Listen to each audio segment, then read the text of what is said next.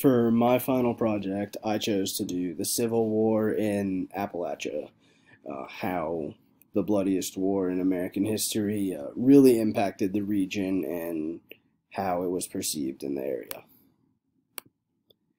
The people. Many of the people in the region were sided with the Union. Despite that, Western North Carolina especially was very strongly Confederate, um, which deterred a lot from the trend that the rest of the region had shown. Both sides in the war had soldiers from the region. You would see throughout the war siblings fighting each other, cousins fighting each other, relatives, just a terrible thing to be seeing, but nevertheless, the region did have soldiers on both sides. And in the war, they had neighboring towns that would be opposing views. So you could have Boone and Blowing Rock being opposing views in that situation, and it became a way of life for the people who lived in the region. It was a time of great political turmoil and great schism in the country, and it really came down to the fact that personal opinions, especially in a region like this, were going to take the day, and many towns had neighbors that would be of opposing views, and that was the way of the world. And the Appalachian region was considered the northern wedge in the Confederacy. Many parts of the region, as I said, were sided with the Union, and that was due to the fact that railroads had brought many settlers down towards the south, and throughout the time, people had settled wherever that may be, but a lot settled in the Appalachian region, and that just became a northern wedge. It was what it was called, and there wasn't always a lot that could be done about it by the Confederacy, because they had a war going on, and they just had to live with the fact that there was a little wedge that would be in their side throughout the days of the war. Slaveholding was not a factor in decision, or not a main factor in decisions by the Confederates. Throughout the region, the slave numbers were minimal compared to the rest of the South. They really did not have a dependence on slave labor like the rest of the South did. And that led to the slaveholding laws not being one of the main factors in decision makings. It became really just a matter of personal opinion and where your loyalties lie. The battles. So we had Kennesaw Mountain, which was in Georgia on Sherman's march.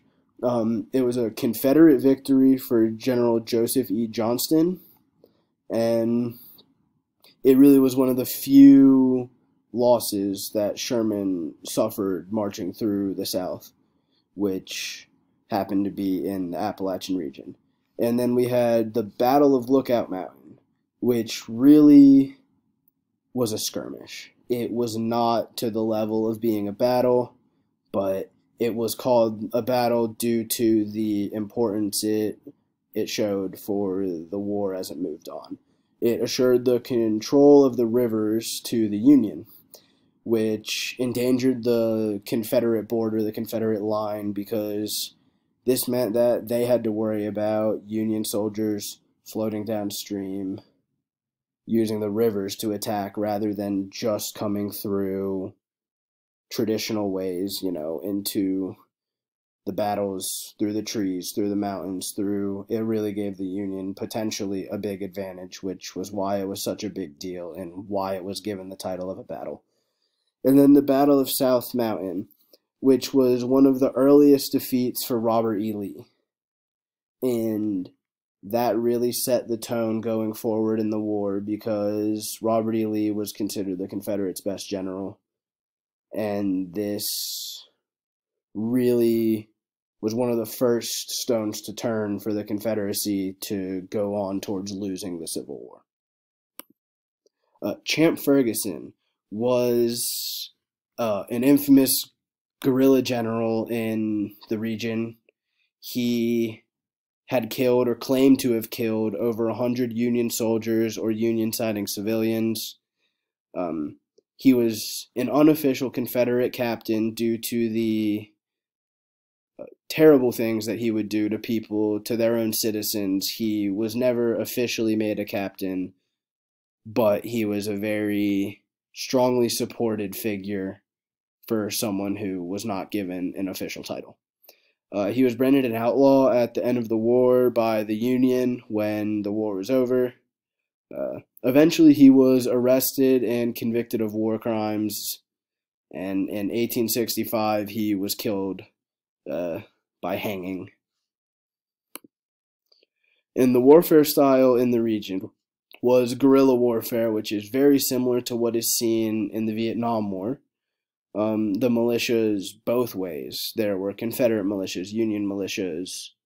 They would go through and attack the armies of both sides. Whoever was there, they would attack who they could when they could, depending on which side they were on. Both sides used this tactic, and most often was against other militias and guerrillas. It really did become a very separate occasion in the region. Since not very many major battles came through, not many armies came through, they really were attacking each other, and it really was their sense of trying to gain superiority in the region. It was also called the People's War here because it was fighting in the border states, which made it less warlike, I guess, in a sense. This really did feel more like people fighting each other, and they would attack both sides. The politics didn't matter to them. The people wanted to be right and wanted to have their way going forward. It also was called partisan warfare because there were official military guerrillas, formal armies, but it was still more loosely organized. It was not as organized as a battle with armies that were led by, say, Lee and Sherman. It was a much more hit and run kind of warfare that you see later on into that continues to be a theme today, whether it was Vietnam, Afghanistan, wherever it ends up being. This tends to be the way of the smaller military. It also was raiding warfare. The Confederate Army primarily would use cavalry raids, using horses to go in, get what they need, kill who is there, and leave. Be in and out quickly, get what they needed. Cherokee tribes were also involved, which fell on the side of the Confederacy. They would aid in the Confederate attempts to attack some of the camps that had perhaps taken over their land. Now, the counterinsurgency in the South, especially, was the Union response to the guerrilla warfare by the South. They would use gunboats, which looks a little bit different in this context than it would now. But to counter what would happen, the Union would use gunboats, and they created a Union cavalry militia, which would go in and employ the same tactics that the Confederates would. Choosing sides in the Appalachian region, again, it really was a personal choice.